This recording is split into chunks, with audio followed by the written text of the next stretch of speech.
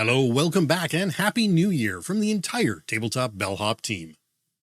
Tonight, we're going to be doing a pretty typical end of year, start of new year style wrap up, including our top new to us games of 2024. And each of us are going to share 10. So you may get 30 different fantastic games that we played in 2024. Then we've got some seasonal reviews for you with a couple of holiday themed games. This includes the latest Exit Advent Calendar, The Missing Hollywood Star, and Vinyl Holiday Edition, sometimes known as Vinyl Season's Greetings. Before that, some introductions. I'm your host, Sean, and we have our editor and webmaster, Deanna. Hey to all my fellow cardboard connoisseurs out there. And of course, the Tabletop Bellhop himself, Mo T. I am Mo Tuzano, the Tabletop Bellhop, your cardboard concierge, helping you make your game nights better. We record this podcast live Wednesday nights at 8 p.m. Eastern at twitch.tv/tabletopbellhop, and we love it when people take part live and join us in the chat room. This episode exists thanks to our Patreon patrons and, of course, our sponsor, Grand Gamers Guild. You can find detailed show notes for this episode at tabletopbellhop.com/episode 262. That's 262. Links in our show notes may be affiliate links, which cost you nothing but help support us. Before we start our yearly look back, we do have something we want to announce. So this is just kind of a catch-all. This wasn't even the show notes. I'm kind of surprised in Dee and Sean even by throwing this in here. But there is a lot of stuff going on. 2025 is going to be an interesting year for a number of reasons. This holiday season was any indication. There's a reason we haven't recorded since October 30th, right? We did not plan to take this amount of time off. What my plan is for 2025 or my goal, or I don't know, our motto, our theme is we're going to do what we can. That's all I'm promising anyone, including myself. You know what? There's a lot going on, and sometimes reality in life is more important than games and going live. Well, we do appreciate everyone who watches, listens, and interacts with the show, but there are some things that need to take precedence. So this is just a warning, a kind of catch-all for the rest of the year. You know what? We're going to do what we can. We're going to go live when we can. We're going to review the games we can. We're going to play games when we can. And that's it. We're just going to do what we can. Hopefully that's enough for you folk at home. That's my goal, is to do what we can this year. I don't know, Sean, or do you have anything to add to this? But what this will probably mean is we are going to try to do the record 2 episodes at once. That way we have some in our backlog or in our back pocket in case things go wrong or things we can't record for one reason or another. Or we may just record single episodes. Again, we'll do what we can. Tonight is going to be a double episode. Hopefully this will get us through 2 weeks, but we also do plan to go live next week. Now, what this does mean is don't expect us to be there every Wednesday. Check our social media feeds, be on our Discord, join our Patreon. If you join as a free account, you can join as the public now. I now put up a public post every time we're going live. So you don't have to pay to be a patron to get that information. So just watch our social media feeds, watch everything else. I always announce when we're going to be live. That'll be more, I don't know, regular, more informative, more up to date than just saying, you know what, show up every Wednesday. I don't want to tell everyone to show up every Wednesday if we're not necessarily going to be here. This may also mean splitting episodes into multiple days to record. It might be recording on Sunday afternoon sometime. Again, we're going to do what we can. And for instance, we will not be recording on Wednesday, January 29th. We may record later that week, but we won't be recording on that Wednesday, as I'm simply just not available. Ideally, for people that are catching it in the podcatcher, we should be dropping something every week since we're trying to record a bit extra. But again, do what we can. Here I thought we weren't making resolutions. I don't know. Resolving to do what we can, I think, is pretty acceptable. It's the resolution to not resolve to be on a set schedule, to not like I'll get up some blog posts this year. That's my goal, is to try to catch up on some blog posts, but we'll do what we can. When I have time to do them, we'll do them. We'll get new stuff up on YouTube. We've got a backlog. We got a bunch of stuff we need to get out on YouTube. We'll get it up when we can. I don't want to stress about it as much as I was over the last 2 months, I think is the main thing. We're going to do what we can. We'll get out what we can when we can. This is our first recording of 2025. So what better time to take a look back at last year and maybe talk a bit about the future? Now, since we are primarily a board game podcast and spend a lot of time talking about what games we've been playing, we're going to start off with some board game specific stats. Now, these are mainly going to come from Sean and I because we both track our gameplays. And I got to say, thanks to the BG Stats app, which Sean finally convinced me to install last year around this time. So I am now using BG Stats to track everything. And all the numbers I talk about tonight will be coming from that app. So I haven't double checked them or anything like that. Now, as for Deanna, she may have to go from memory because I know she doesn't have the app and hasn't been logging her plays. Yeah, I don't track my plays. And I will admit, now that I'm actively part of the podcast, I feel like maybe I should start tracking. Like maybe my resolution should be that I download that app onto my phone. I know it's up to you though. Like if you don't want to track stats, you don't track stats. It's just when we sit down and talk about this stuff, you won't have as much to say. I struggled to get through these show notes with purely my memory. So I don't know. We'll see. So I noticed this year that the app we use, BG Stats, has added a Spotify wrap-up style graphic this year that you can share. But sadly, due to everything happening in my life, I didn't play nearly as much as I might have other years. Despite being back in Windsor, only 74 plays of 50 games this year. Yeah, my problem was I wasn't as good at logging this year. Usually I figured this out when I'd sit down to do the show notes. So I'm part of most of every other episode, at least, we talk about the games we've been playing. And I always go in and I load up Board Game Geek and I look at logged plays and we tend to talk about them in chronological order. And I'll be there and I'll be like, wait a minute, where's whatever? Where's Sandbag, for example, which is an example of one that I totally missed on our list originally tonight. And I'll be like, oh, okay. How did I miss logging that? Or I'll sit down. And we've talked about before, we try to play games on average 5 times before reviewing them. And I'll be like, oh, we're ready to review this. And I look up my gameplays and I'm like, why does it say only 3? I know we played more than this. And then I go back through my photos on like Google Photos and try to find pictures of when I played. So I wasn't as good this year. I don't know why. I have the app. I should be able to do it. But you know what it usually is I just get involved playing, especially at our public play events or when playing over at Brenda's house. I'm more engaged in the games and I forget to take out my phone, which honestly is really not a bad thing. So according to BG Stats, I played 322 plays. So that's 322 games total. Of those, 125 were different. So 125 different games this year, which I think is a really good stat. And 115 of those were totally new to me.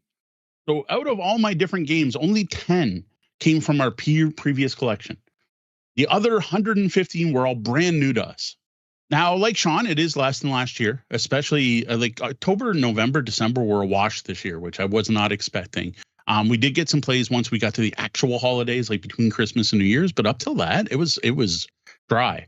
So that's about 60 less plays than last year, which isn't a surprise.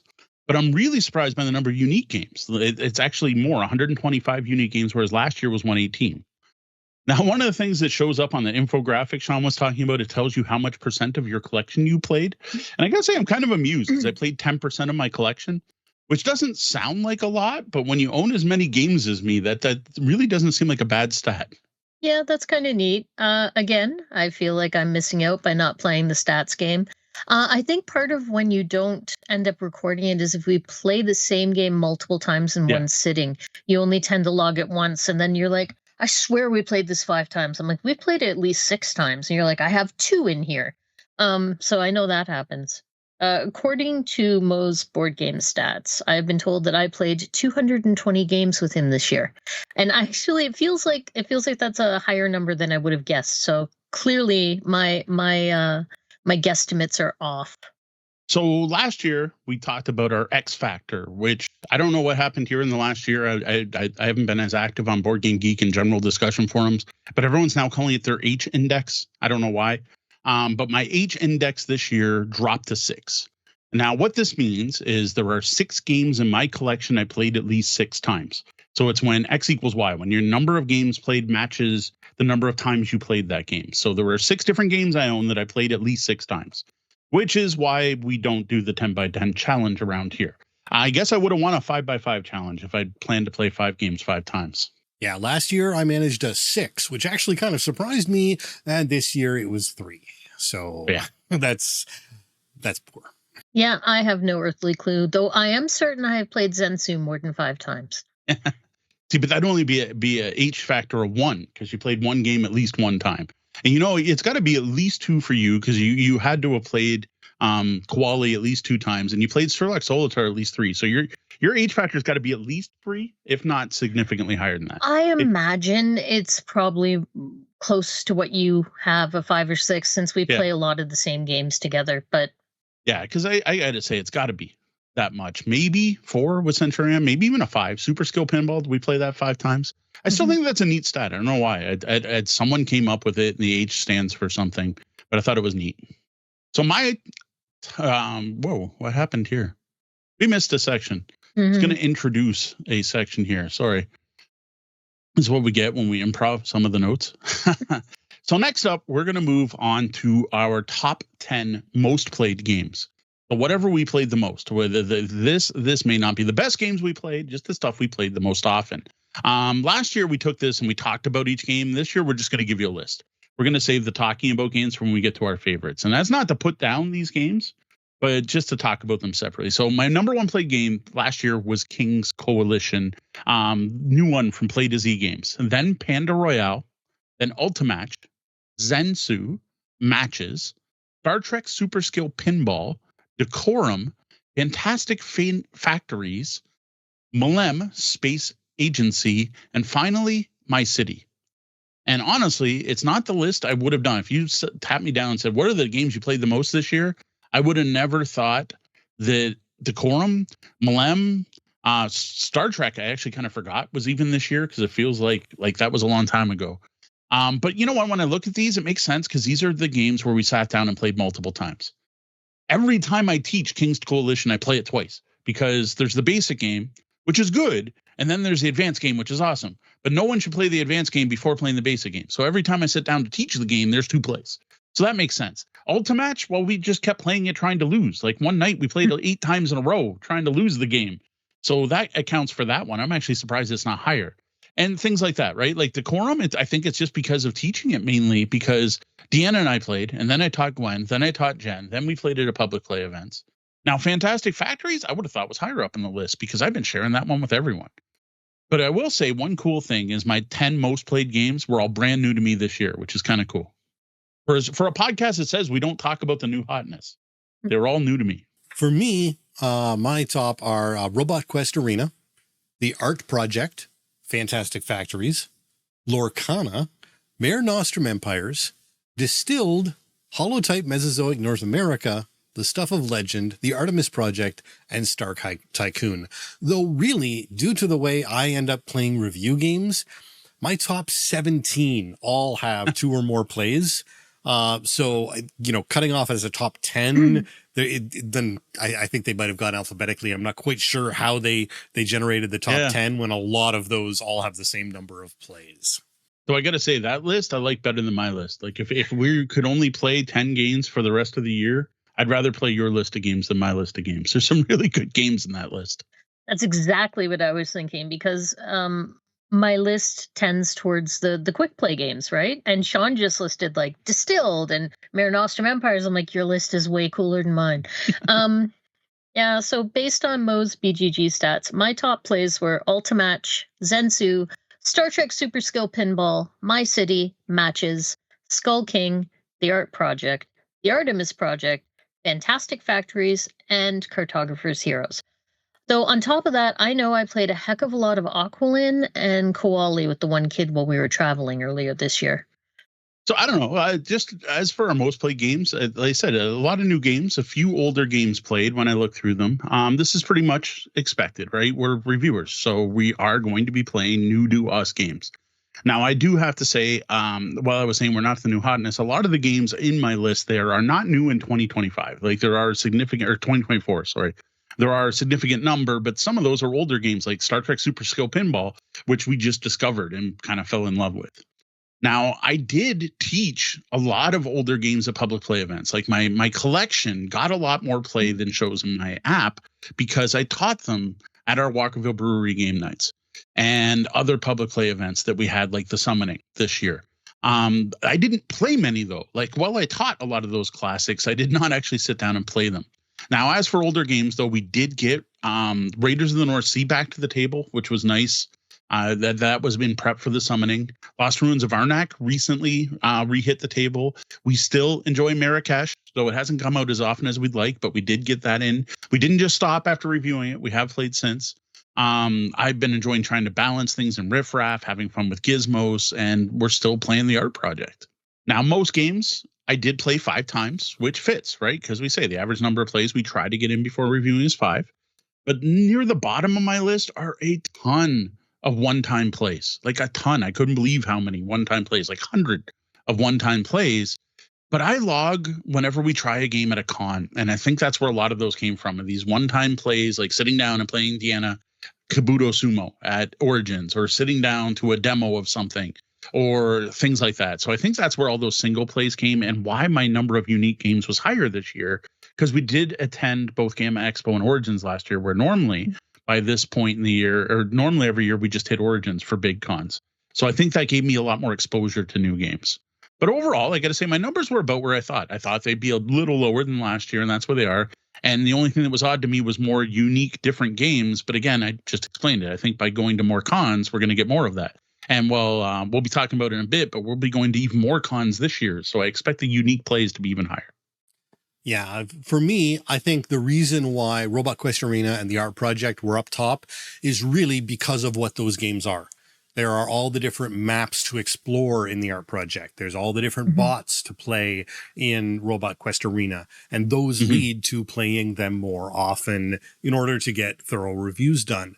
Whereas because I'm not the keeper of the games, I'm not living at Modendy's house, a lot of times I only get a chance to play once or twice. So again, the top 17 were 2 plays or more, and everything else out of my 125 plays this year was a single game of something.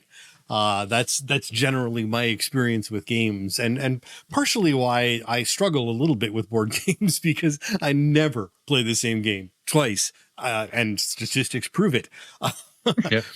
So, yeah, if anything, I think because of the tumultuous year I had in 2024, I think 125 is probably a higher number than I had expected.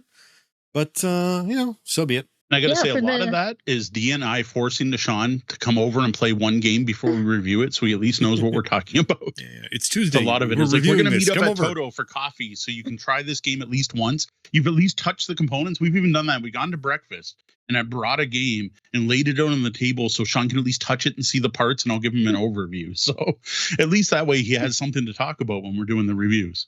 Yeah, and given the number of times you've had to shoot us down, I am shocked that number was as high as it was. So yeah, for me, I enjoyed the times when we dipped into the non-obligation games. I love it when we get favorites back to the table. We managed to fit in a couple of plays of Eclipse Second Dawn for the Galaxy, and Lost Ruins of Arnak hit the table again this year, so that was great. I also started teaching more games at public play events this year. Like, I've done that a bit in the past, but now it's a regular monthly thing. So I have found a new soft spot for a new category of games that I call games that I don't hate teaching. Because I love to play heavier games, but I do not love teaching heavier games. So the games I don't mind teaching lean towards the lighter side, which means I have a newfound respect for games like The Deadlies and Catch the Moon. Although, I don't know, are you allowed to teach Catch the Moon again? No.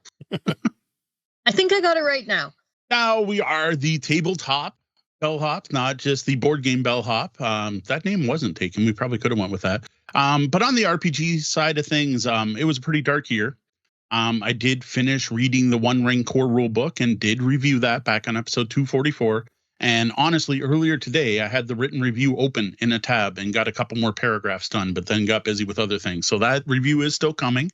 As for gameplays, though, I did play an RPG this year. So technically, RPG-wise, it was better than 2023 because I actually played a game this year. And that was Sean and I played a game of Indominant, a superhero role-playing game from Odinsky Gaming. We played with the 2 designers, the designer and the developer. So that was kind of cool. I actually did get an RPG gameplay in. This is why I don't make resolutions about RPGs, because, man, I'd love to play more. I want more. I couldn't help it. The sales this season, Free League sale, was so tempting. My copy of Sentinel Comics is in the other room, and I brought it in the van the other day, and I want to do more. Now, what we did do, though, is play a number of board games with RPG elements, games that I would actually call light improv RPGs, which does include Dubious. And most recently, and we'll be talking about this, I guess, next episode, Adventure Party. No new campaigns, though, or ongoing RPGs, just some reading of RPGs. And well, I rearranged my RPG shelves, but that was because of the flooding, really, not because of anything gaming related. Yeah, even my online RPGs have gone quiet, other than the one game of Indominant, which has changed significantly since we played it. Yes. That's it. Nope, no RPGs. One day I will try out the one-shot thing that Jeff's got going in town. You're still getting them in the mail, though. Have you been reading some of the stuff? No, I haven't actually even read them. Now, I've gotten 2 or maybe 3 books this year, but I haven't actually read any of them. That's rough. Yeah, in past years, I at least got in a one-shot at a convention, but I think the closest I came to role-playing this year was playing that Adventure Party improv game from Smirk and Dagger. That's it. Yeah, we didn't play RPGs at cons this year. Like, our cons were very much worked this year, whereas I'm like, and maybe that's a resolution for 2025. It's like, at least sign up for one game. I'm sure Tracy is running some version of Iron Edda at Origins that I can play or something like that. So we've listed our most played games, but our most played games are often the shortest games, or the games we are trying different maps, or we need to try different things to be able to review them. They're not necessarily the best games, and I'm not trying to bash on those, but I want to talk about our top. We're going to do, I said earlier 10 each. It's only 5 each. I thought we did 10. We're going to do our top 5 games of 2024. This is what I get for not reviewing the notes before we go live. I could probably come up with 5 more after I'm done. So maybe we'll do that. We're going to highlight 5 and then maybe we'll talk about some others. Don't make me do that. Yeah, no. Not a chance. Also, okay. Mo put numbers in this, but mine are absolutely in no particular order whatsoever. Okay. I was not listing them in any order. So I was actually trying to do like a 5, 4, 3, 2, 1 myself. So fair enough. All right, my number 5 game of 2024, new to us, never played it before, is my most played game of 2024, and that is King's Coalition. This is from Play to Z Games. This is a build a hand of 7 cards where each turn you're going to draw a new card and you're going to discard a card, and you're trying to fit ever-changing goals. So I shouldn't say ever-changing, ever-revealing goals. So like when you start off, you're just trying to collect sets or runs, but then you might find out that you want a hand with no peasants. And then next time you might find out you want 2 merchants, but no nobles, and you're trying to make the best hand. Really quick to learn, quick to play game. And then there's advanced rules where each of the different suits has different special abilities. I really love this game. Everyone I've taught this game at our public play events has loved it. I think it is a fantastic game to get Play to Z on the map. All right. Well, the first one that came to mind for me, and that's how I'm going at it, is from Queen Games, and that's Dabbawala. Now, this is sort of different from what we normally see from Queen Games. It's not, the big heavy duty brain burning Stefan Feld city game. It's a much lighter, it's not light, but lighter game. And it uses a really interesting and intriguing stacking system, both, for scoring and play. And it really caught my attention. And it was honestly the first game from Queen City Games that I honestly loved without having to think, just brain burn. I like the Stefan Feld games, but they just aren't my type of game. Whereas Queen Games Dabbawala is sort of that right level for me that hits all the quality that we know and love from Queen Games, but at a difficulty that is a little bit more approachable for me. Yeah, I did really enjoy that one when we demoed it. I liked the unique way you stack things in and then stack things out. I don't think I've ever seen that in any other game. Maybe we should try and get a review copy so we can play it more than once, since it was one of Sean's faves. Maybe we should. All right, my number 5, I put Star Tycoon, which it's a relatively light economic game. I like how quick it is, and it feels it's satiating. It feels like we played a full game. It scratches that urge, but without being too heavy for us to get it to the table. And I also like the slightly sarcastic art style, naming of the cards, humor there. I like that. Yeah, I really enjoyed Star Tycoon. That could have been, that would be in my top 10, I would say. That was one of the best simulates a stock market games I think I've ever played, right? It gave me what I wanted from Planet Steam, which is a version of Mule, where it was simple enough. Like if you buy stuff, it goes up the thing, and when you sell stuff, it goes down, and the prices are affected by the things. And then there's sometimes random events that mess with everything. Kind of had that engine building feel of Splendor, where you're collecting cards that give you more resources to let you buy more cards, with the set collection element of collecting different planets. And I love the tongue-in-cheek corporations and the fact that like you could get sponsorships. That was just a really solid, I would say it's probably my favorite economic game, actually, out of everything we own. I have to say, as a person who's not a fan of economic games, I agree. I really enjoyed Star Tycoon, and I wish it had made it up higher on my list of games played. But we've still got it, so it can come out again. I remember when we played it stuck out of my head as, hey, Sean didn't hate it. Yeah. It's because it was sci-fi. Yeah, pretty much. Sticking with sci-fi, my number 4 game is Star Trek Super Skill Pinball. And I've got to say, there's a couple key moments that put this in my top list. One of them being sitting at the Banded Goose Brewery in the Mug Club, which is the thing where all the members of the Mug Club get together and your second pint's free and you're supposed to be a social, right? And we're playing the game, and there's a couple regulars there that are at the bar every time with their 2 dogs, and they kept watching in. And then we just broke out the game, and I did the ambassador thing, and it was like, hey, you guys want to play? And they ended up loving the game. They had never played anything like it. I really dig how much this game actually feels like pinball, and the physics of it just kind of work. You're rolling 2 dice and you're going off bumpers, and you got the little shiny ball you're moving around on your board. And then I was absolutely blown away by the Lower Decks map. Now, I don't recommend anyone play that one when you only have half an hour, but the physics of that map where your ball would start going towards the gutter and then you would spin the whole board over and now it was falling the other way was just utterly brilliant. Now, the bad thing is that game totally convinced me to go play more Super Skill Pinball, and we haven't picked up any of the others. So that's my bad. I need to try more Super Skill Pinball games because I adored the Star Trek one. I will say, I think my favorite thing about that was just how different every board felt. Yeah. Yeah, that was one where I had, it was enjoyable the time I played it, but because I've only played the one board, I just don't have that much opinion of it yet. It's a game where I have watched people playing, and I think I will like this game, but it's something that I think needs more than one play to really understand. And speaking of that, my next game is Kapow. And my first experience with Kapow, one night early on at the barbershop bar event, didn't go well. We were distracted. The one face of the dice kept falling off on me. We were worried about, what else was happening, who else was coming and going, what other games were getting played, and I wasn't able to focus on it, and I didn't enjoy it. I kind of thought it was a bit of a write-off of a game, but we gave it another chance, and it turned out it's a really good game with a lot of thinking to it. It's so much more than, a Yahtzee with changeable dice faces. There's a lot of strategy and things that can go into that game. And it really stood out. And that change from, this isn't for me, to, oh no, okay, no, you give this a chance and this is a great game. Plus it's supers, made sure Kapow went on my list. Yeah. What shocked me about that one was how solid it was for the solo play. And I don't think you tried that, Sean, but I did play through it solo, and it was actually surprisingly good. Yeah, and team. How good the team-based game was that? Like that is one game where you want both sets. Mm-hmm. Like there's Kapow Volume 1 and Kapow Volume 2, and the only reason to buy both, well, if you really love it, buy both because it gives you more characters, but is to play 4 players.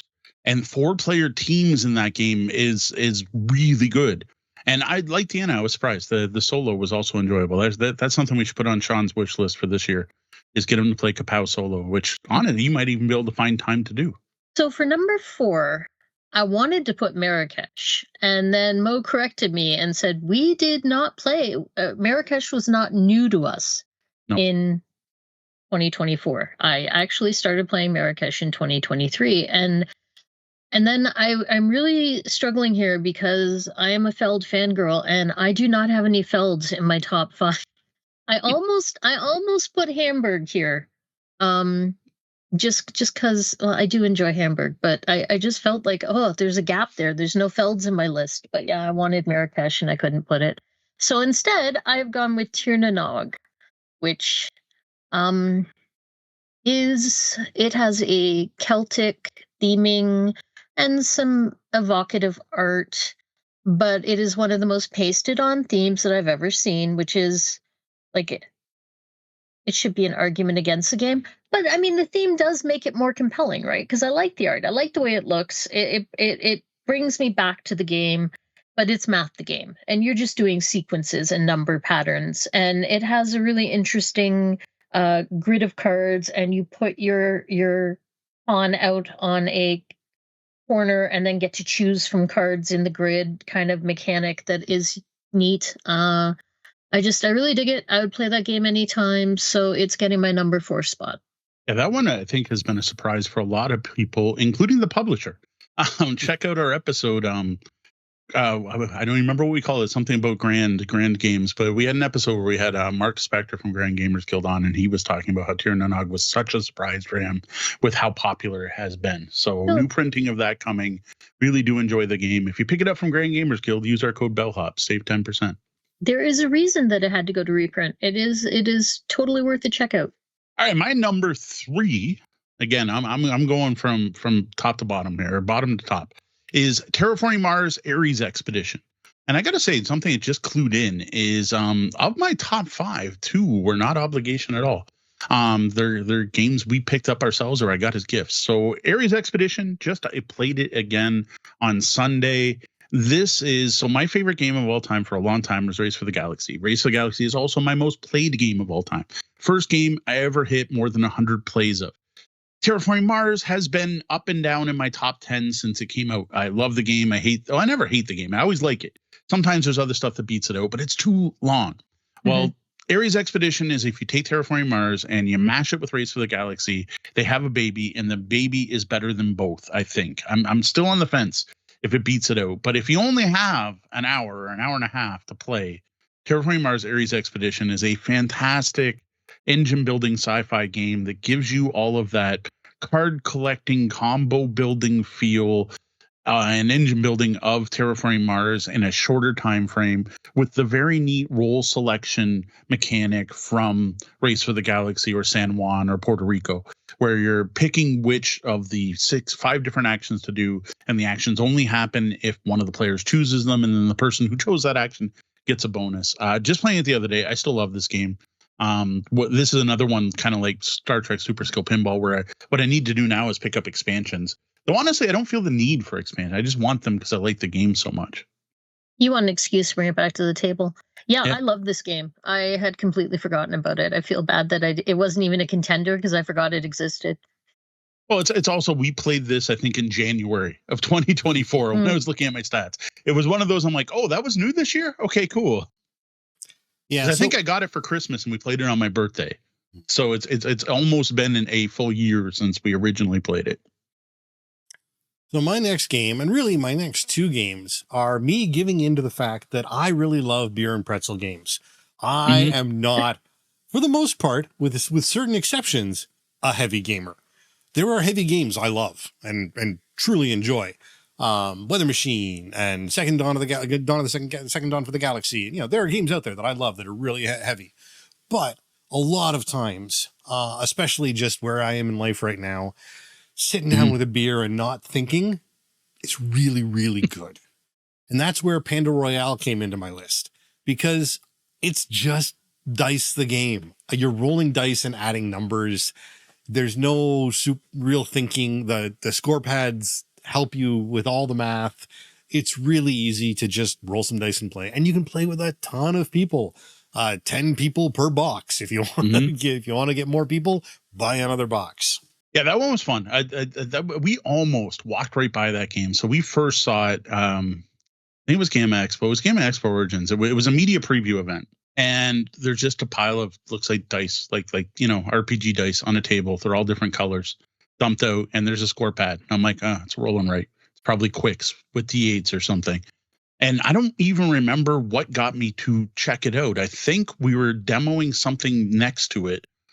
and we were talking to someone, and someone else had come up, and I just kind of turned and watched them giving a demo to someone else, and they're like, "Oh, it's an engine building roll and write, where every round you draft a different dice, and each die does something different." And I was like, "Whoa, wait a minute. Okay, that's not Quicks. That's not Yahtzee. What is this?" And I sat and watched the demo, and I was like, "Oh, this seems cool. This seems simple, but not too simple. There are decision points. Your decisions do matter, but there's not too many options to overwhelm you whatsoever. And there's a push your luck element, right? Like the red dice are either good or bad, and you never know." And I was instantly drawn to this game. And I think at the time I just wanted it for me. But then we brought it out to public play events, and this has been one of our most popular games of 2024. For a public play event at a brewery, this game is a huge hit. As Sean said, it's a beer and pretzels game. Yep. It fits the niche. All right. My number 2, I have Endeavor Deep Sea.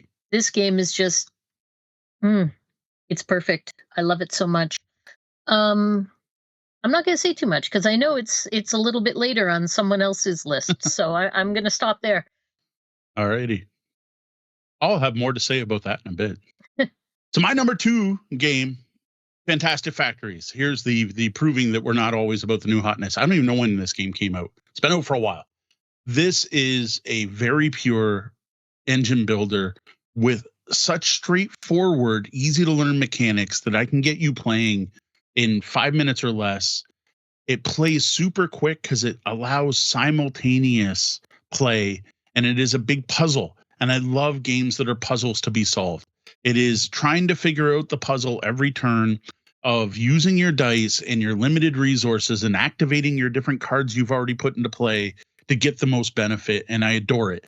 And I love the turns where you're like, okay, so I'm going to put a die here to draw a new card. Good. That gave me the shovel. I'm going to discard the shovel to put this building in. Now that I have this building, I can put a die on it, which lets me get 2 dice from the dice pool and roll my bots. And now those 2 dice let me do a thing. And in the end, I made 3 packages. Woo! You know, I just love that feel. And the simultaneous play. This is one that sat on the shelf after we reviewed it. We played it, loved it. Got it back out at the public play events, and it's been a hit every time. And now it's almost on my, like, I tend to pack this every month because when people are there and they're like, well, we want something kind of light, not too complicated, but we don't want a party game. That's when I break this one out. Or actually Sean breaks this one out because he's usually the one who's actually getting those requests for what they want to play. And that was 2019 release. Oh, see, it's newer than I thought it was. So it came out just before the pandemic, which is probably why it seems like 80 years ago. So my next one, again, on the lighter side, although not that light. It's probably a heavier game than Panda Royale. I haven't actually looked at the stats. But from our sponsor, not because they're our sponsor, but because it's a good game, La Familia Hort. And this is just a fun game that has a lot of things going on, but you can really just, play with a beer in hand and have fun and laugh at some of the silly things that are going on and the cute art, the cute, freaky horror, fun art on it style. It's just a really solid game that's got a lot going for it without being a heavy, meaty, beat your brain to death game. Sean is just such a goth at heart. That's what it is. The Edward Gorey style art that won him totally. I don't know. I dig that game. It's a neat game. It's fairly quick to teach. It's a farming game that's fun and short. We'll put it that way because there's lots of farming games out there. It's a neat version of one. The asymmetric side though. Start with the asymmetric side. Didn't you actually prefer the basic, Sean?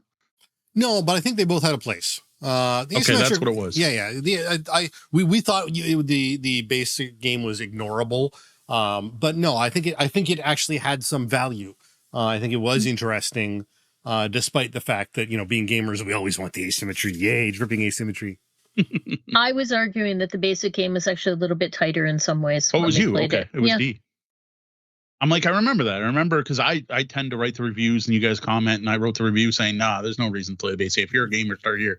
And you're like, no, you got to play the basic. And I'm like, I liked it more than I thought it would. Yeah. All right. So for my number 2 slot, I went with Targi. And that is because I think it is, aside from, okay, so we go out, we play date night games, Mo and I, we play a lot of 2-player games. I really enjoy Zensu. but Mo has yet to beat me at Zensu, so he starts to get a little frustrated. I have yet to win at Targi, but I have a really good time playing it. So I think this one has been the most enjoyable date night game for 2024. So that's why I slotted it in there. And we have the expansion set aside, so we get to check that out soon. Yeah, Targi's good. It's the tea game, the 2-player, the coffee shop game, but it's heavier. It's not heavy. It's no Fields of Arl, but it's still small footprint. But like there's a lot going on. There's a lot of track to track. There's hate drafting. There's playing to beat your opponent and playing to help yourself and set collection. It is just like it's a meaty Euro game in a small 2-player box. That's what I love about it.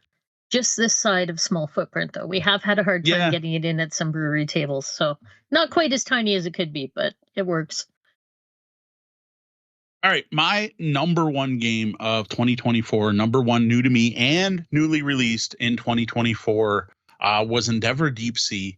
And thank you, Sean, from Burnt Island Games for, is that the right name? I hope I have that right. Mm-hmm. Okay. I'm like, I know he's also with Kids Table Board Games. I'm like, I hope it's Burnt Island. Thank you, Sean, from Burnt Island Games, for hooking us up with that one. Because to be fair, it wasn't really even on my radar. I know it was a huge Kickstarter. I knew what they were doing. I Kickstarted at like the highest tier, Endeavor Age of Sail, whatever the new version of Age of Sail was. And I love it. It's a fantastic game. And I was just like, do I need a new Endeavor? Well, Sean hooked us up. We brought this game home, unboxed it, which holy cow, we do have the deluxe edition, but man, is there a lot of stuff in that box, and the quality is fantastic. And then we played the first time and I was just sold, like 100%. Like, this is just cool. It's unique. It feels different from anything else I own. Despite being an Endeavor game, like there's so little similarity. I almost wish it didn't say it should just be called Deep Sea Diver or something. This game gives me more of a feeling of exploration than I think I've ever had in a Euro game. Like, it's giving you the feel of exploration you usually only get from like dungeon crawls, right? Like you're adding tiles to the map and the board's expanding as you play, and there's so many different options. It's a Feld level point salad, but it's not from Feld. I just adore this game, and there are so many ways to play. Like I forget now how many scenarios. You'd have to check our review, but there's 8 different 2-sided scenario boards in the base game, and I think we got bonuses for the deluxe edition.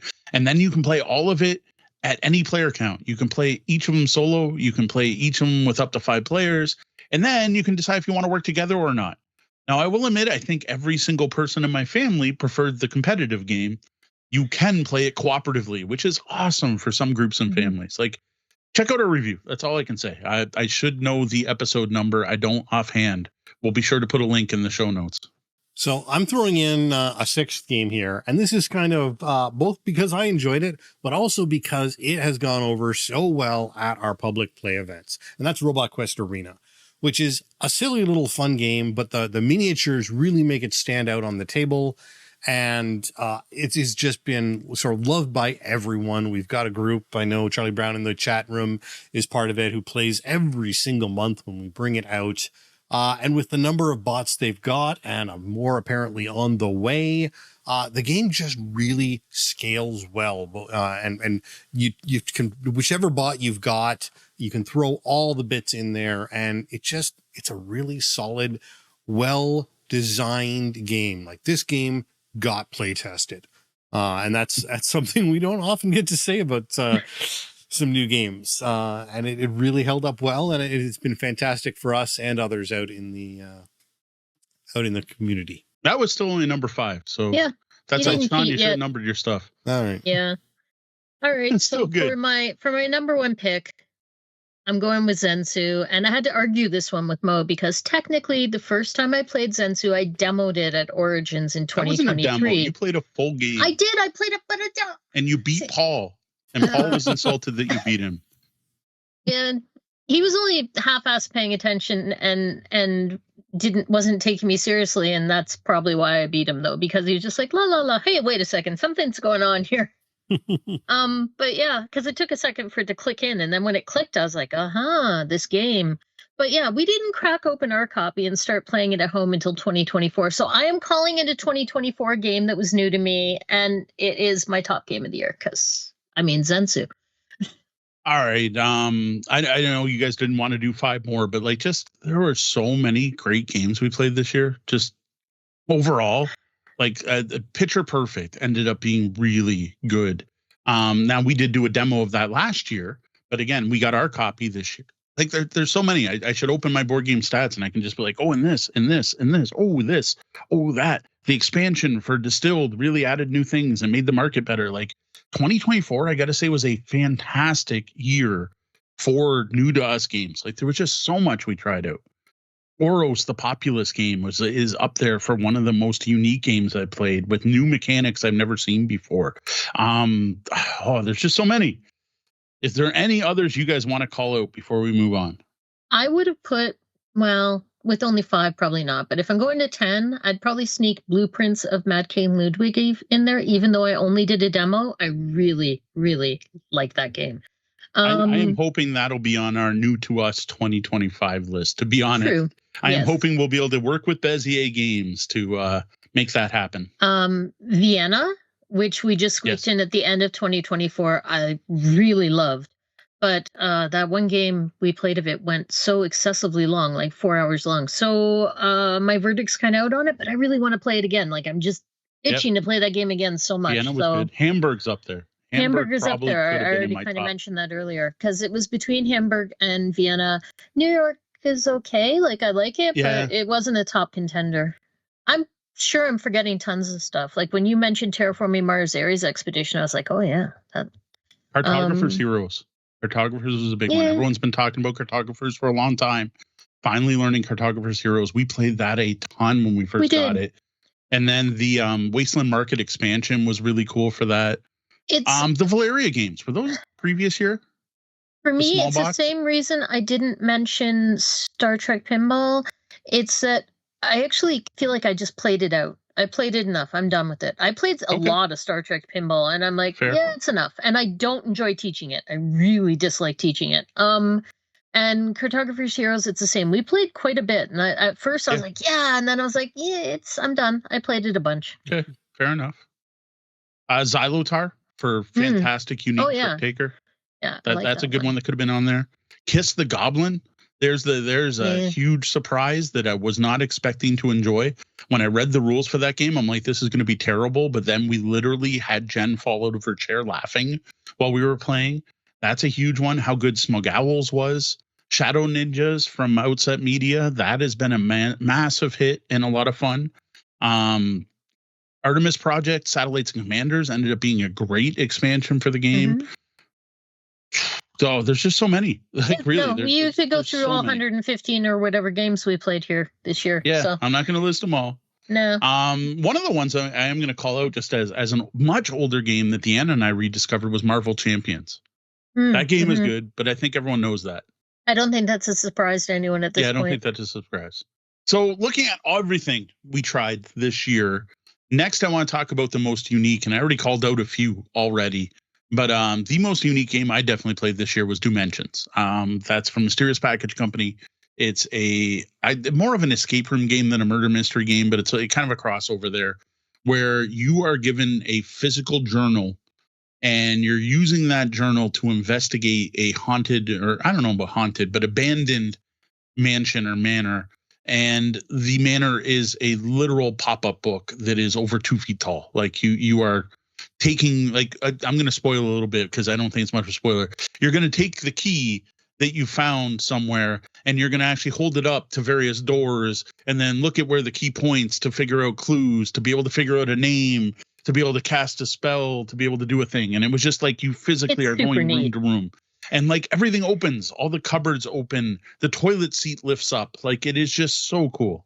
Another one for me is Caution Signs, because they mashed up. They honestly, they took Telestrations and made it better in a way almost. I don't know. They took drawing games and they added an aspect of deduction, not social deduction, just deduction. And I love it. It is so fantastic. It is so easy to learn. You get 2 things, you put them together and draw a caution sign. And then the person who's running the round then gets all of the tags plus some extras from a deck and has to figure out what everyone drew. It's that deduction aspect that added something to drawing games that to me was missing all these years. I'm like, oh, like I like drawing games. Now I really like this one. And then the last one I'm going to call out is that Xylotar, because it's a trick-taking game where you don't get to look at your own cards. And I think the big surprise for that one is that premise is almost misleading, because it's shocking how much information you do have and how you can quickly figure out the range of where your cards are, and you can still play intelligently, right? You're not blind, and I really dig that. Yeah, I think that's part of why Xylotar sort of doesn't make my list for most special, is because, yeah, you don't get to see your cards, but you kind of figure it out and know anyway if you're paying enough attention. So it really is kind of a gimmick that doesn't totally pay off. Fair. For me, we had talked about it all, and we talked about this already, so I won't go into depth, but Dabbawala, the stacking and unstacking mechanism of putting all those lunches onto the back of your cart, with the shapes and how that scores and things, was just really interesting and made that game for me. Well, Mo already mentioned Dimensions, so I'm going to go with Decorum, which is a very unique cooperative 2-player logic puzzle. One of the reasons I love it is because I've taught it a couple times at our public play events, and I just love seeing people's reaction to it when they realize what's going on in the game. I'm going to go with This Game is Killer, because I think that's pretty unique. You're stuck on a ship with a xenomorph, and you're trying to either kill it or escape. It's Alien the movie, the party game, pretty much. And I think then I've got Cytosis, which is an educational science-based game, which is shockingly actually a game. And Smug Owls. You craft answers to automatically generated riddles. And there is a reason that this won an Origins Award. It's not my favorite game because I get stage fright. I don't want to do this with strangers, but I give it full points for out-of-the-box thinking. I'm surprised you had This Game is Killer. But honestly, the fact that it's a horror party game on its own is kind of shocking. And the way that game plays with only 2 cards. It's almost doing the 18-card love letter thing in a way. Like, it's fascinating. I'm just saying it's one of the most unique games I tried this year. I'm not saying it's one of my favorite games I tried this year. It's not for me, but it's super unique and interesting. And they did cool stuff with it. All right. Biggest surprises or surprise. You can go with either. I don't really care either way. So the biggest one for me was Centurion, because that was a literal surprise. We're at Origins. We're going through the vendor halls. We're actually kind of done the vendor halls, and we're over in the gaming hall, and Catalyst Games Lab is set up over there with some massive BattleTech tables. And I'm over there, and I see this game Centurion on the shelf, and I don't know what it is. And it's got some Roman Centurion on the cover. I pick it up and flip it over, and I see a game I've seen before. I literally see a game I played. I see the Duke. Here is the grid, and there's tiles with the same symbols on them I recognize. And I'm like, what the heck? And I immediately walked over to where Sean was taking pictures of a BattleTech table. And I'm like, check this out. And Sean did the same thing I did. He looks at the back of the box and his jaw just drops. And I'm like, what the heck is this? And here we found, with no idea it existed, a third game in the Duke series of games from Catalyst Game Labs. The Duke being the first, then Jarl, and then somewhere at some point, Centurion came out. And as probably the biggest advocates for the Duke I've ever met, we were shocked that this even existed. How did we not know there was a new game in the series? But our shock must have impressed people, because the Catalyst people were like, take it. Take it. If you like the Duke that much, you deserve to have this. Just take this and talk about it on your podcast. We hadn't even told them we had a podcast. Maybe, I was wearing the shirt, but maybe they knew us. I don't even know. But we were just so impressed that this existed. So honestly, the biggest surprise for the year for me was Centurion. Though I do have to admit there were others. But I'll let you each get in one before I get to those. Centurion was slot number 6 in my top 5. It is so good. And I love that moment when I pulled it off the shelf and I looked at it, and then I handed it to you, and I saw the look on your face when it clicked in, and I was like, oh, given the way that we talk about the Duke all the time, how the heck can we not have known that existed, right? It's just baffling. Yeah, so I think for me, it's hard to say. I don't know if I really was all that surprised, aside from, again, along with everyone, Centurion caught us all off guard. To me, nothing really sort of leapt out as surprising. If anything, I think I might almost wants to cover this a little bit, but Kid Table Board Game, as a publisher, coming out with what are kids games that aren't just kids games. I think the niche they've found as a publisher for great games for kids that the whole family can really actually sink their teeth into is a fantastic place in the market, and I really hope they continue to succeed. And they've been there for a while, but we're just finally getting into their stuff. So yeah. A couple times at Origins, I've gone over to the booth and looked at their content. And I know back during the pandemic when I was doing the print and play, they had some of their games available for free print and play. And I think that was the first time I was really consistently aware of them. So yeah, Kids Table Board Games. How good Rec Raiders was. That was the first game we tried and reviewed from them.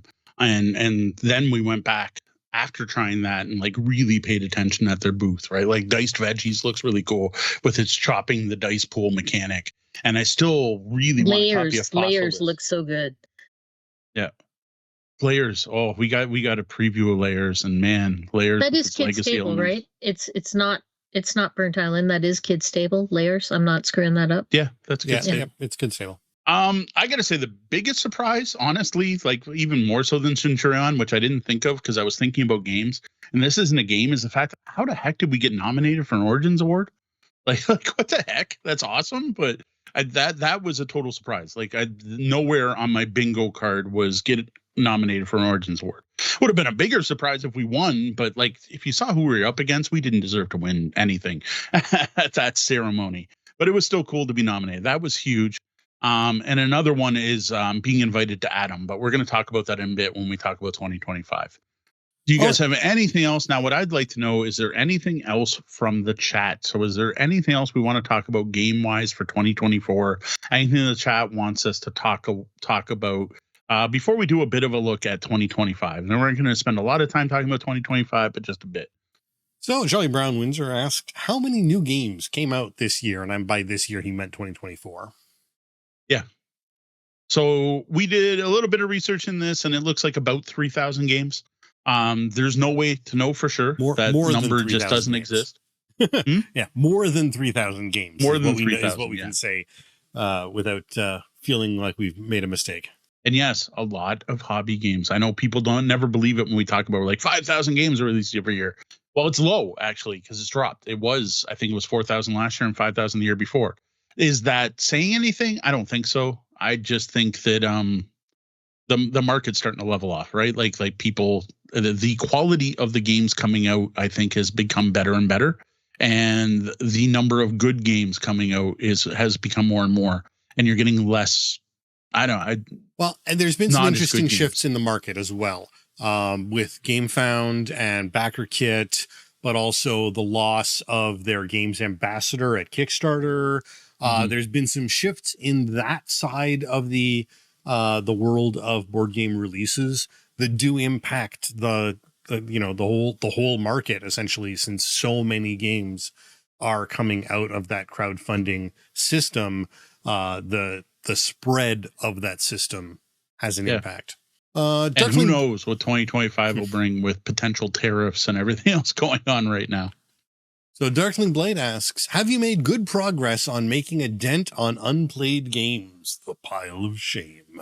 The pile of shame. Well, the pile of shame currently sits at, let's get a number, 128 games. No. Is that the pile of shame or the pile of obligation, or both of them together? It's both. It's pile of shame. Games we own, we have not played, is at 128. Which I will say is lower than last year by about 30 games. So it is going down slowly, but the last 2 months of not playing a lot of games did make an impact. But then we got in a bunch of plays at the end of the month that kind of knocked that the other way. So yeah, the pile of shame's better. It's not good. To be fair, there's a lot of stuff on there that are expansions and single-use plays and promos that we just never got to the table. Like the list is detailed, right? So like we've got new factory tiles for Azul. We've never sat down and used the new factory tiles for Azul. We've got the little fish for Reef. We never played a game with Reef with the little fish. So there's a bunch of we could get them knocked off pretty quickly. I've said it many times before. We need to reduce the pile of shame weekend to try to hammer through a bunch of these at once. It is going down is about all I can say. Also, of that 128, there's probably 30 that we may never play that I'm just giving up on. I got them as gifts. We got different copies of them, whatever. We picked them up cheap at yard sales. We got them when Geektropolis Cafe closed out. Bought them at the time with full intention of getting to them. Probably never will. And they're now on my to sell pile. So those are still here until I sell them. So there's probably a good 30, possibly even up to 50 games there that we probably never will play. Stuff that we picked up over the years for various reasons. Or I remember Mass Drop. I bought a bunch of games off Mass Drop.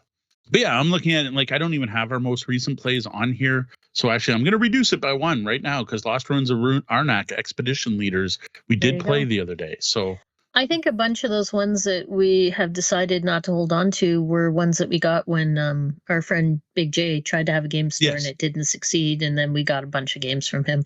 So there's that too. Yeah. All right. But yeah, it's better. It's not great, I will admit, but most gamers have a pile of shame.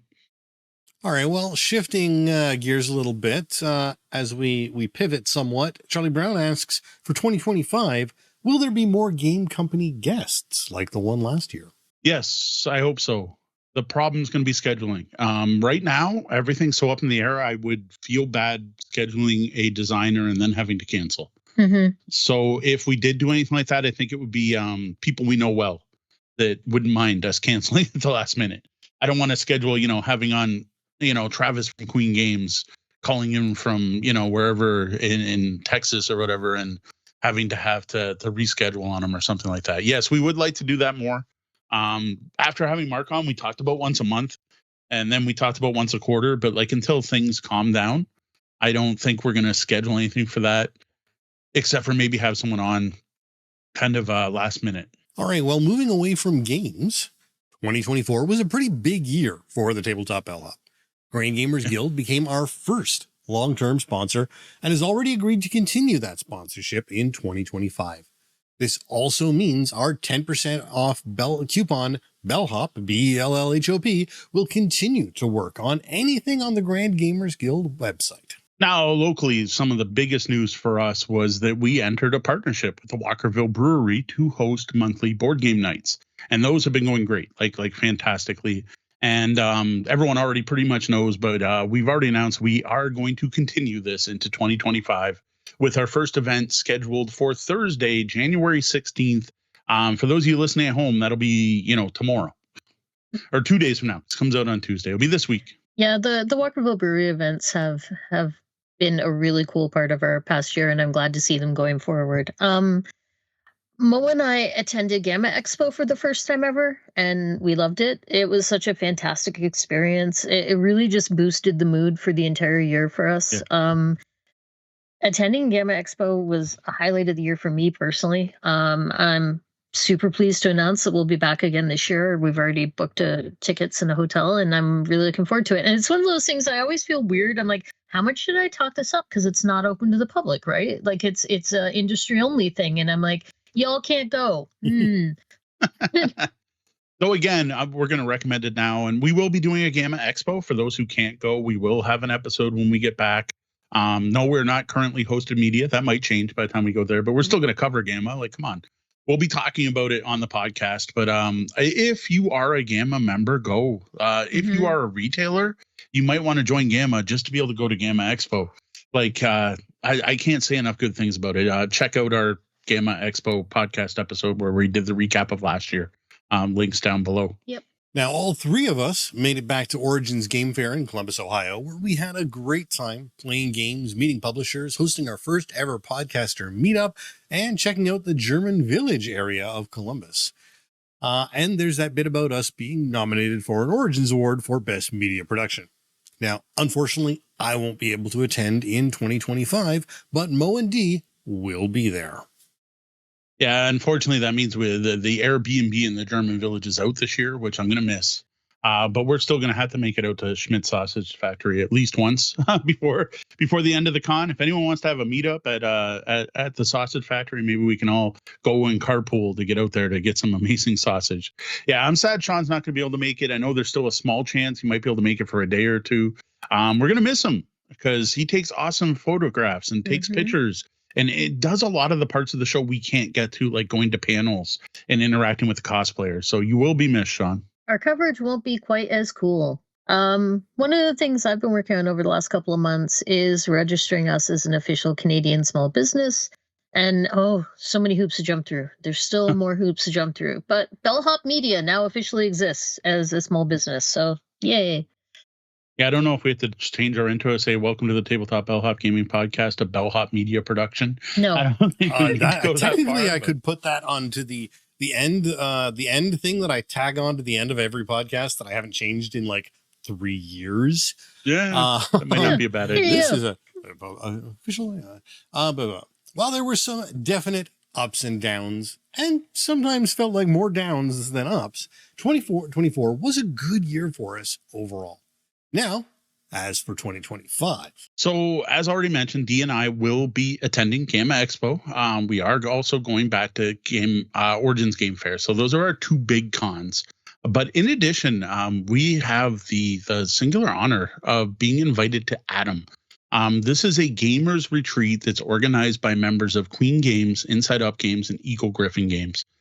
This was, honestly, I wanted to throw it up in the surprises, but I kind of wanted to share it for the 2025 announcements. So this is a real surprise to me. Something we're really looking forward to. Thank you so much, Travis from Queen, for gearing getting the gears started, getting the wheels spinning. Because I'm still kind of shocked we were invited to this. I was not expecting to get invited to insider only.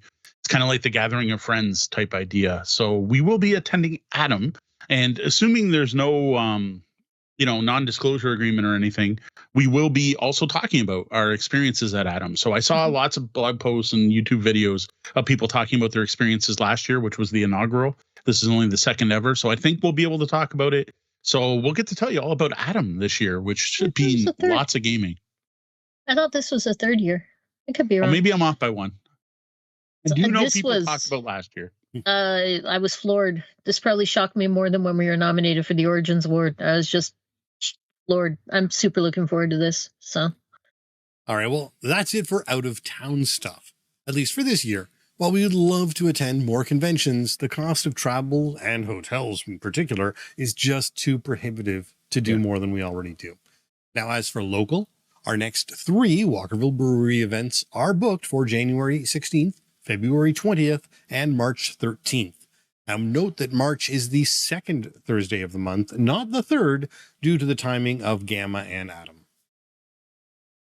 Now, there is a very small chance we may sneak in Breakout Con. It's still kind of on the menu, but we don't know for sure. Mo won't give it up. He keeps trying to talk me into it.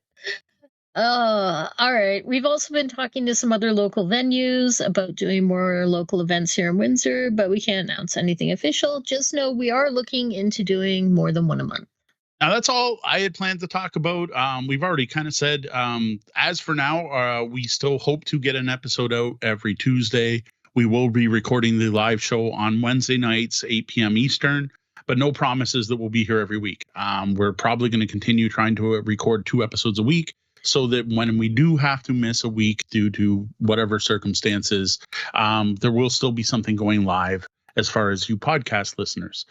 For anyone who does enjoy joining us live, and we'd love to have you here, just make sure to watch our social media, follow us on Patreon, or subscribe to our newsletter. Well, we'll be sure to let you know if we're going live or not. Our goal for 2025 is to do what we can, and we'll do what we can. We are entering catch us if you can mode. Yes. The upside is, we might record on a Saturday afternoon or something, and maybe different people will be able to make it out that can't make it on a Wednesday night. There are probably some days where, if possible, we might even do a brunch episode or something just to actually decompress and talk about some Kickstarter stuff for old time's sake. Fair enough. And I'll do unboxings now and then. I got lots to open, so there's lots of games to still be opened. I'll be doing live unboxings. And again, I watch our social media feeds, our Discord, our newsletter, our coffee. Technically, I post all this stuff there now that we have some followers over there. So, all right, well, there you have it. A look back at 2024 and a bit of what's to come in 2025. Do you have any big 2025 gaming plans? Will you be attending any cons? Is there anywhere that we may run into you? Oh, that's a good question. I would love to know where we can run into folks. Let us know in the comments. Hit us up on social media, or better yet, post something on our Discord at discord.tabletopbellhop.com. And now a message from our sponsor. First off, Mark wants to wish everyone a Happy New Year from Grand Gamers Guild, who are happy to continue supporting the show in 2025 and are looking forward to bringing all of us lots of new games in the new year. Now, speaking of new games from Grand Gamers Guild, a new to us game for them, not new to them, is the Artemis Odyssey, which is new to us. This is an update to a game I loved called Ad Astra. This is rethemed to be part of the Artemis universe, so in the same series as the Artemis Project. This is an engine-building sci-fi space exploration game where you'll be collecting, competing for, and trading resources to build ships, colonies, factories, and terraformers, as well as discovering alien artifacts. One of the highlights of the game is that this exploration is handled through a hidden planning system using a shared board where players not only choose what actions to take, but in what turn order, where you try to predict and exploit the actions of the other players to further your goals. It's unique and super fun. Mark was cool enough to hook us up with the deluxe edition of the Artemis Odyssey, which features upgraded plastic components and awesome game trays inserts, which really helps make the game look great and get it to the table more often. The deluxe edition is only available direct from Grand Gamers Guild and has a list price of $49.99. And don't forget, as a gift to you, our fans, you can always use Bellhop, BELLHOP, to save 10% off on that price. Now, one warning, Mark did warn me when I mentioned what we were going to talk about this episode, that he only has limited stock left after the holidays. So act now if you want to be playing the Artemis Odyssey along with us.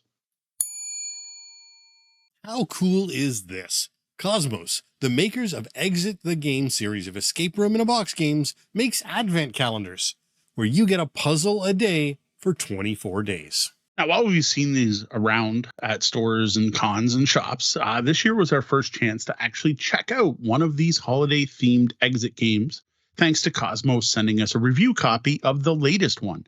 This is The Missing Hollywood Star. The Missing Hollywood Star is a puzzle game for one or more players, meant to be played in December, providing you with one puzzle a day for every day leading up to Christmas Eve. Each puzzle should take you about 10 minutes, but as with any puzzle game, this could really depend on who's playing. It's designed for ages 10 and up, though it was clearly made for adults, or at least older kids, especially with all the classic movie references. Now, physically, the game is quite large, featuring 24 doors, which are quite deep. It also comes with a decoding tool you need to cut and assemble, and 2 booklets. One teaches you the game and has the puzzles you need to solve, one sheet for each of the 24 days. The other features a well-designed clue system with a page for each puzzle. So in this game, you're a pizza delivery person delivering pies to the famous Warner Sisters studios. Problem is that when you get there, the place seems to be deserted. Something's clearly wrong as a voice comes over the loudspeaker looking for help. The door is locked behind you and you're forced to look for the missing star. Each day, you will tear off the appropriate page from the calendar book, which will continue the story and present you with the puzzle. Part of that is going to be opening one of the game's doors, which will contain some things you will need to solve that day's puzzle. The solution always ends up being a set of 3 numbers that you then enter into the decoding tool, which then shows you which door you get to open the next day. Yes, that's right. The doors aren't numbered. You have to solve each day's puzzle to find out where you're going to get to go next. Each door is also a small physical room you are meant to explore. This could be a movie set, including actual licensed movie tie-ins like Ghostbusters, or part of the studio.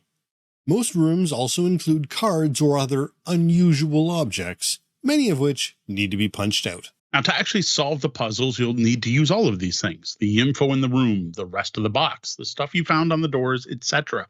Fair warning, don't throw anything out.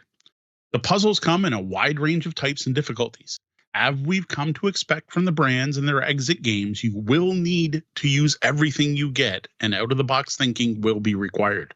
Thankfully, the hint system for the Exit event calendar is fantastic. The clue book includes a sheet for each puzzle. You just fold the bottom part of the sheet up to reveal the first hint. And this always lists everything you need to solve the puzzle and ensures that you're looking at the right items. This is a good way to find out if you're somehow missing something. And we'll talk about why that could be a concern in a bit. If you're still stuck, you just fold the sheet again to reveal the first real hint. And that should be enough for most groups to figure out what to do next. But if you're still stuck, you can flip up the rest of the page and get the full solution explained in detail, step by step. As we have said with every single exit game we've ever reviewed and are going to repeat here, do not be afraid to use the hints. Especially that first hint that doesn't give anything away. Each puzzle in this game is meant to take about 10 minutes. If you find yourself stuck after 15 or 20 minutes, you should really be grabbing that hint book to keep the game going. The goal of these is to have a fun holiday activity and not add to your seasonal frustrations. I'm going to start off our thoughts by saying I love that this exists. I love how many different geeky and gaming advent calendars are out there now. What a great time to be a geek. Be a gift. Whoa. What a great time to be a geek. There's RPG advent calendars that give you a new encounter every day. A number of different dice calendars where you end up with multiple full sets of dice. And I even saw an awesome looking one where you get a new game component each day. And then on the 25th day, you end up with a rule book to play a fully playable game. You should check that out. It's called Barroom Brawl, the festive advent calendar game that comes from Mantic. I was just like, you get a full board game with little components every day. I thought that was so cool. Yeah, I still want to check out that Ballroom Brawl game. I have been intrigued by all the geeky advent calendars. I have been super intrigued by the Exit advent calendars for a few years now. And I was really pushing Mo to get a review copy so that we could check this year's version out. I was instantly sold on the Missing Holiday Star, the 2024 version, when I realized the doors weren't numbered. Like, that just showed me this isn't going to be a thing where I open door 1 and I get some silly little puzzle, I solve it and put it away, and then open door 2 and get an unrelated, totally different puzzle, and then on door 3, open door 4. The entire thing is a big string of puzzles, and I love that you can't actually progress to the next puzzle until you finish the one you're working on. That is what made this for me. That is what made this a step above any other advent calendar I've seen. Yes, I totally agree. When we sat down on that first day and started the first puzzle and realized that the doors aren't numbered, like, I thought that was just such a clever way to get you really invested and having to solve each day's puzzle. You couldn't just skip one and go, well, I didn't figure this one out, I'll just go on to day 2. Yeah. One thing to note is that these puzzles actually seem to be numbered a year back, because they come out in German foreign language first the year before. So this year's German exit advent calendar will be the 2025 English advent calendar. So this game shows as 2023, but that's because the German version came out a year earlier. All right, I want a spoiler. What was the German one this year? The Intergalactic Race. Oh, okay. I gotta say, I'm interested there. Or especially Das Intergalactic Windrennen. Yeah, I'm interested, because that's the other part I really liked about this, is that the entire thing tells a story, right? You're your pizza delivery boy, and you're exploring the set, and you're wandering around this movie set, various sets, movie lot, whatever. Yes, Backlot, whatever. You're wandering around. Studio is the word I'm looking for. You're wandering around a studio, and you get this ongoing story that evolves and changes, and every day you get a new part of the story. I was seriously concerned it was just going to be random things in random doors, and instead you're going into different rooms. And I was also surprised that this being a movie studio game, and the fact they said the Warner sisters and not Warner Brothers, is that it was going to be like knockoff movies. But no, there are some actual movies tie-ins here. There's some licensing I did not expect. And you get to interact with well-known and popular movies. And the puzzles for each are kind of tied to those movies, some more than others. And I thought that was really neat. And I originally, when I drafted this review, I listed more of the movies, but then I decided it'd be way more fun if you get to discover that on your own. So we've only mentioned one of the cool movies, and you get to see that one really early in. Now, do note, this is linear, though. This is not an exploration game. You don't get to wander around the lot and check out the rooms in any order you want. And it's not interactive. This isn't a which way book. Everyone who plays this will get the exact same story in the same order, which I don't think is a surprise, but I wanted to call it out just so I don't set expectations too high. So we've enjoyed some exit games in the past. And I have to say that I thought this was more story driven and more tightly themed than other exit games that we've played. And I was surprised by that in a good way. I loved that behind each door is a little tiny room. Like it felt very thematic and like you were actually traveling from room to room in this studio. I also found the way the code system worked to be very clever, right? Like every exit game's got its own unique thing. In the original games, it has to do with figuring out codes and putting them on code wheels. Well, it's got this weird little slider thing, and you put your 3-digit code in, which is simple enough. But what's neat there is you then flip the decoder over. This then has a set of 3 arrows that you use to find your next door. So you start with the door you're on, and you might go like left, right, and then up. And then when you get to that box, you then check and see if you got the right answer. So if the arrow leads you off the box, so if you're like top right corner tells you to go off the box, you're like, oh, we do not have the right solution. Time to try again. Or if you end up at a door, you then look at the symbols on the back of the card. You're like, this has triangle, star, star. Oh, nope, my room's triangle, circle, circle. I'm still wrong. So I know I have to go back. And I like that because it tells you you're wrong without telling you how you're wrong. Mm-hmm. And you just like, oh, no, we're wrong. We got to try again. Now, when you do match up, when you follow whatever left, right, up, down, BA, start, and get to a matching room, you write the number for your next day. And then you won't touch it until the next day when you start the next puzzle. And I thought that was a really clever way of telling you, well, you're right or wrong without giving anything away. So as much as I loved the thematic feeling of moving from room to room, I also hated that behind each door is this tiny little room because they are tiny. The rooms are also inset into the box, so everything is in shadow. They're pretty deep. And the instructions even suggest having a cell phone flashlight on hand so you can peer into the rooms. I don't think it's too much of a spoiler to say that the first puzzle in the first room requires you to read something on the wall inside that first tiny room. And Mo and I really struggled with this because we are old and we have old crummy eyes. And so we decided to enlist help with the kids for future days. And that helped, as they were much better at spotting small details.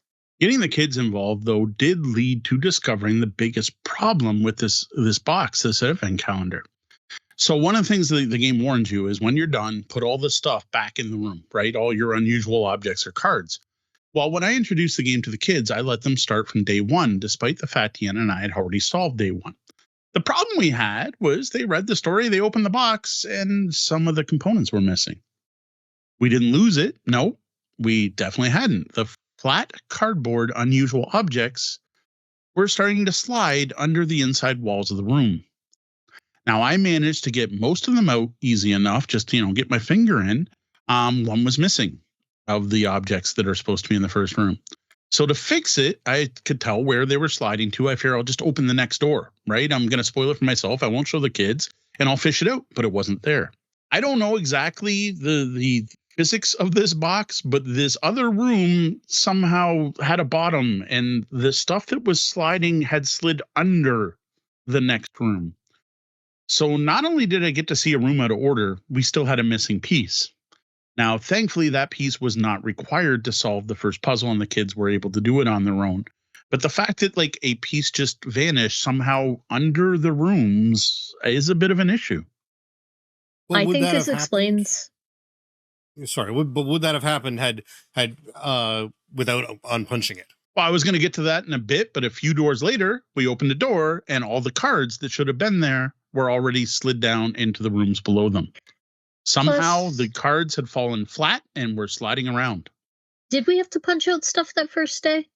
I didn't think we did. Oh, we did? Okay. Yes. Well, regardless, I think this explains why the instruction booklet included a link to a refill guide. At first, I thought it was so you could reset the advent calendar and pass it on, but this game is not meant to be reusable. Components get maimed in the solving of these puzzles. Rather, Cosmos knows that pieces are going to wander, and that list was there in case you had to sort and restock the rooms.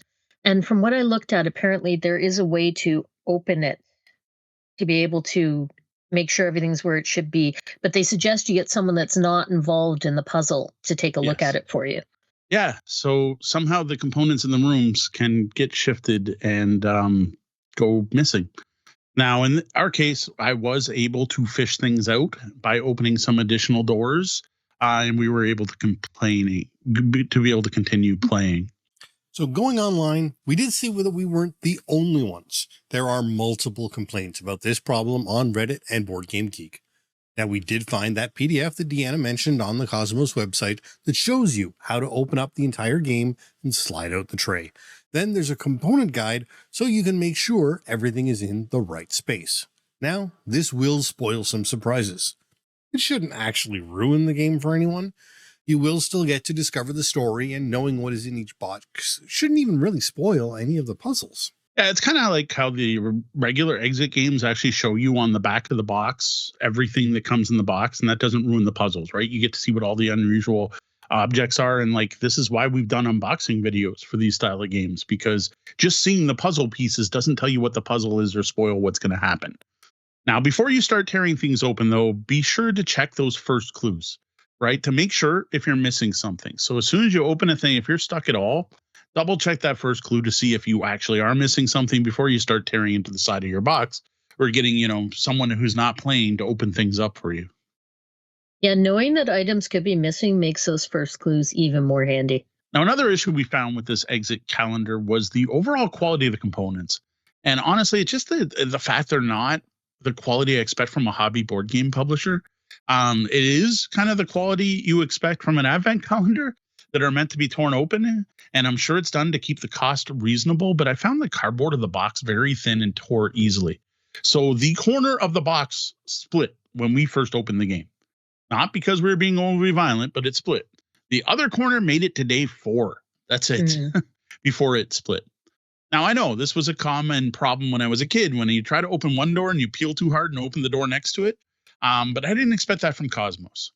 And that did happen at one point where I opened the door and pulled a little too hard and it started to tear into the next room. Now, to be fair, none of this actually impacted our ability to play the game. And there are components you're going to destroy anyway. So it's not like I need to save the box. Yeah, this is not a reusable game. So I would argue maybe thinner paper that's slightly down on the waist. Still, it's frustrating when things are tearing when they shouldn't be. Despite these negatives, our overall experience with Exit the Game, Advent Calendar, the Missing Holiday Star was positive, I would say. It was fun exploring with the kids. I gotta admit, we weren't able to keep up with the proper day-to-day schedule.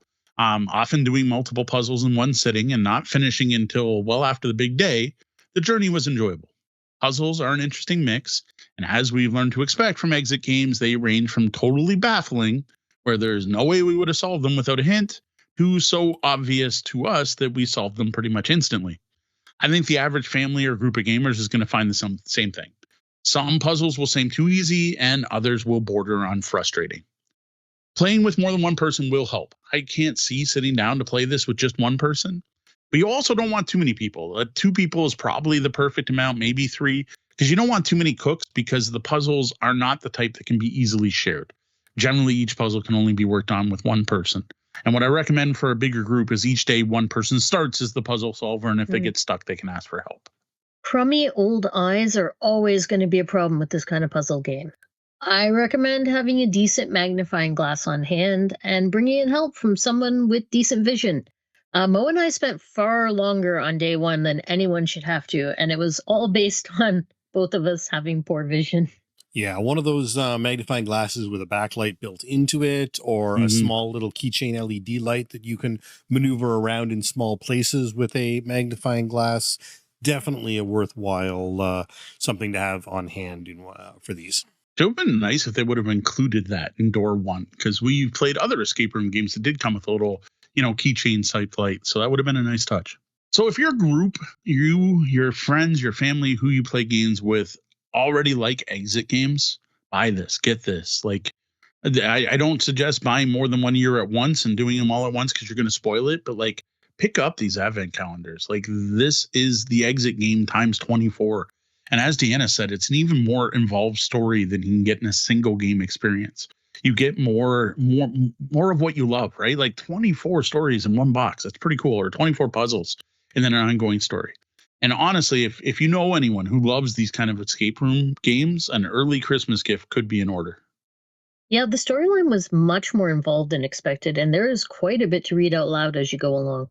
Now, if you aren't familiar with the exit style of puzzles in these calendars, they might come as a bit of a shock or a surprise. Like there's a certain exit games feel like exit games, and the type of games you find in exit games, there's a certain style and way of thinking and the way they design these games that requires you to use everything on hand.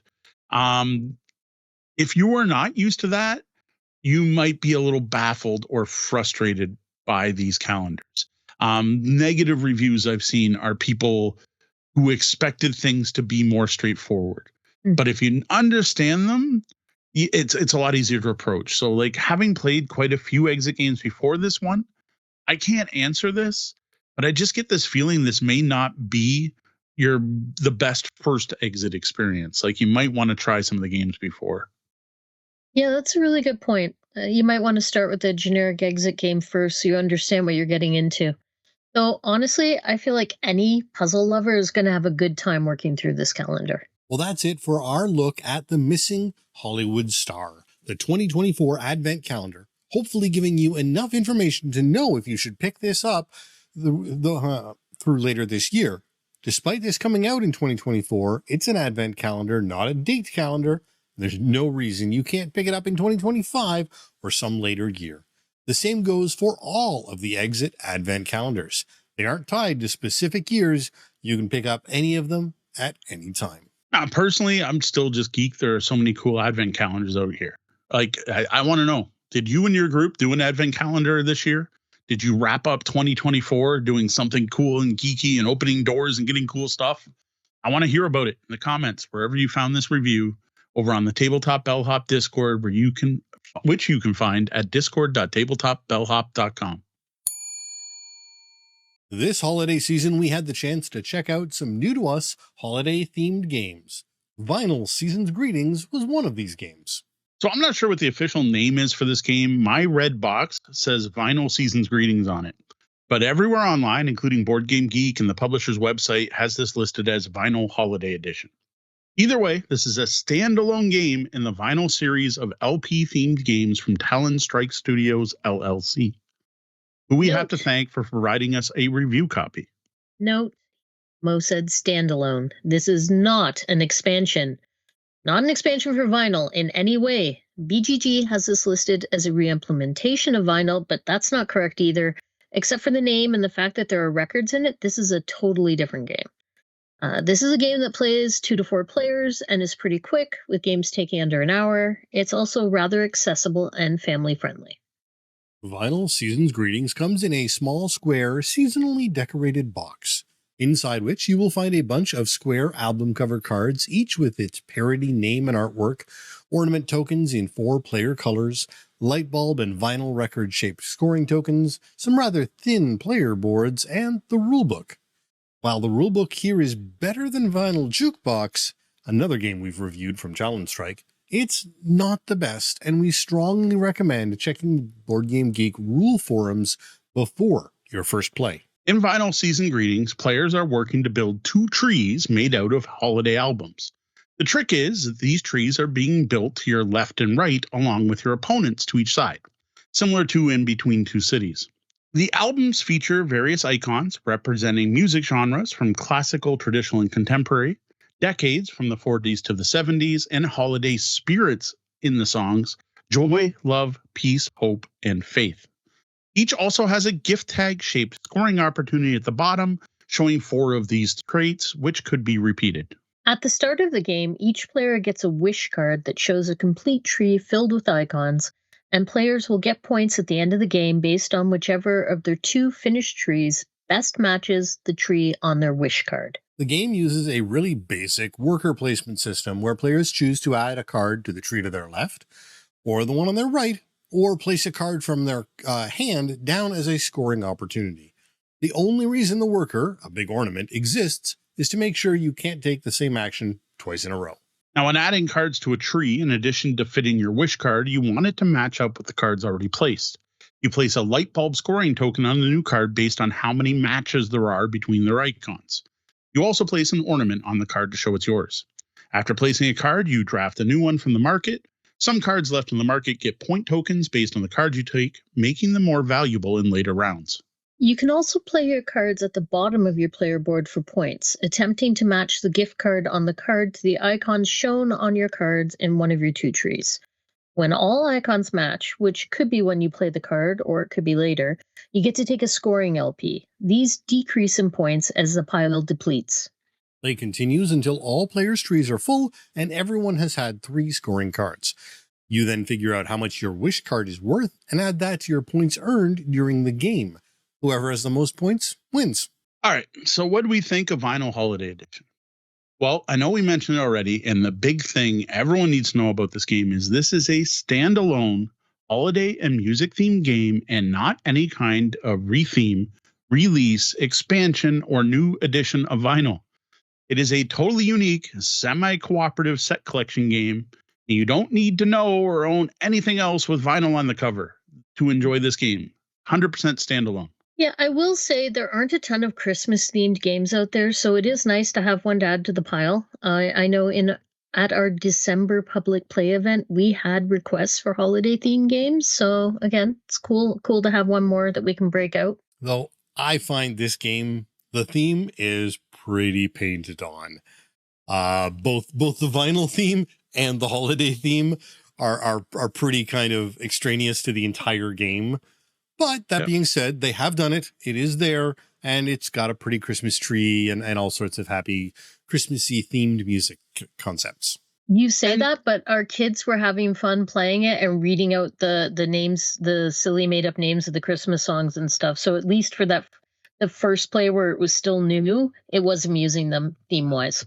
As for the actual mechanics and gameplay, it's okay. It's a semi-cooperative set collection. It's good. It makes sense. It's easy to teach. The only real wonkiness that can happen is if you play with 4 players and the albums start to run out. You can end up with a player who has albums left and both their trees are finished. And well, apparently this is a rare exception according to the rule book. It's not easy to find the rules. So I'm going to repeat it here for anyone who has the same situation. If you have albums left and ornaments left and both your trees are full, you then get to play on any tree, hopefully messing up your opponent's plans. Yeah, it is no fun when things grind to a halt and you need to start scouring through the rules to figure out what to do next. I think maybe this game is just not meant to be played at 4. I think 3 might be the sweet spot. Certainly possible. There are a lot of votes on Board Game Geek, so if you have played this game and you do like it, hop on to Board Game Geek. Give a suggestion as to what you think the best player count might be. Now, as for the theme, yes, it's pasted on, but I did think the album art was cute. I don't know why we're building tree shapes out of our albums, like at all. It could have been any pattern. But I did like the fake album titles, and I got to say my kids and my mother-in-law were having a really good time trying to figure out what actual albums some of them were mocking. And, well, who can forget the time at Classic Dirt by myself this winter? Or Christmas is for Kiddos by Lynn Bush. Yeah, our youngest kid, we're listening to holiday songs in the car, and she would just be randomly blurting out the titles from the game. And "Honey, It's Chilly in the Yard" is the funniest thing she had heard all year. It would just make her burst into giggles every time. Yeah, I think one of the things that bothered me most about this whole pasted on theme was the way that they justified, building these trees and taking out albums and putting your album on the record player while you hang the album case on the tree. I'm like, no. Now, one thing that we discovered that wasn't really clear in the rules is how much table talk is allowed in regards to those wish cards, right? Because you are building a tree alongside your opponent. Like, should you be cooperating so you both score the most points and trying to match the most? Or is it pure competition? Are you trying to not work together and ruin the other players? So we tried a game with open competition, and all I've got to say is it slowed the game down. Oh my gosh, was the AP bad. Especially at first, where everyone was trying to be vague and not talk about their cards and do you have a red thing? Do you have a red and gold in the left spot? And I gotta say is because of that, I don't recommend playing open. But there is no actual answer from the publisher or designer on how it was meant to be played. So I'm not actually sure. What I want to know is if you pick this game up, you might want to try both ways. And if you do, let me know how it turned out.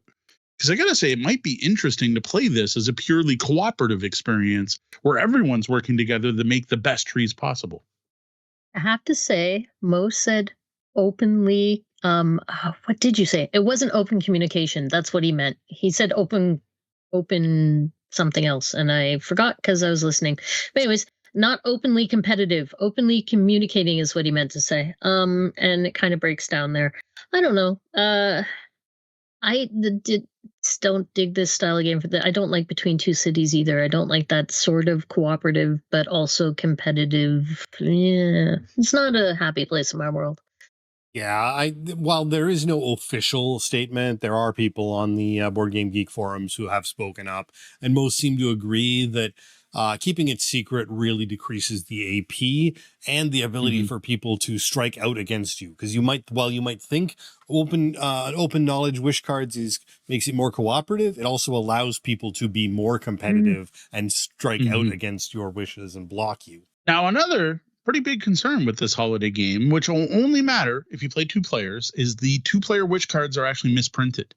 So one of the things you do when you play with 2 players is you remove some cards from the deck. Well, the wish cards have the symbols that you just removed from the deck. So the official word from Talonstrike is you can still play the game, but you have to remove the album cards with the Hope Candle and replace them with the album cards with the Peace Dove when playing 2 players.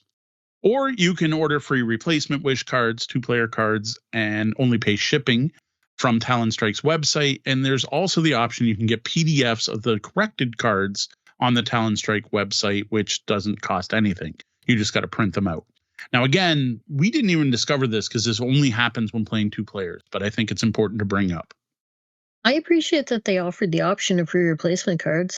Now, my final concern is the tree building game takes up a lot of room, especially with 4 players. Like, these aren't small. Now they're square, so they're smaller than playing cards, but like a finished tree takes up a lot of room. And then you have 4 players, you have a tree between each of you. So you need room for the players, you need room for the player boards, you need room for the trees. And then you also have all these scoring tokens and stacks of records. Plus it can get really weird where you're placing the tree, especially when playing with 3 players, depending on your table shape and size. Yeah, this was an unexpected table hog. When you played it with 4, it was at my mom's dining room table with the leaf in the center, and like the whole thing was covered, right? So it's a space. Yeah, the first time we tried it was with 3 players, and because of the table we were at, you had to be 2 people on one side and 1 person on the other, and that got into all sorts of weirdness with layout and strangeness. Overall, Vinyl Season's Greetings is an okay game. The holiday theme really here is what makes it worth talking about. That's what sets it apart and what is going to make this game to appeal to most people. There are not a lot of holiday themed games out there. This game's easy to learn and straightforward.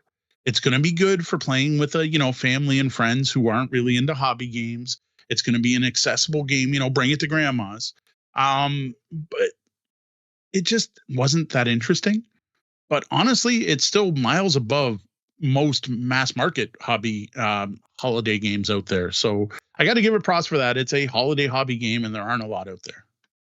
It gets bonus points for the holiday theming, but I'm not going to be rushing to the table to play this one anytime soon. Yeah, this one's a pass for me. Yeah, for me, what's going to happen is I'm not getting rid of the game. I'm going to keep it. And I'm going to keep it, and we're going to break it out during the holidays. We'll have it at our seasonal public play events, possibly starting in November and December. We'll have it.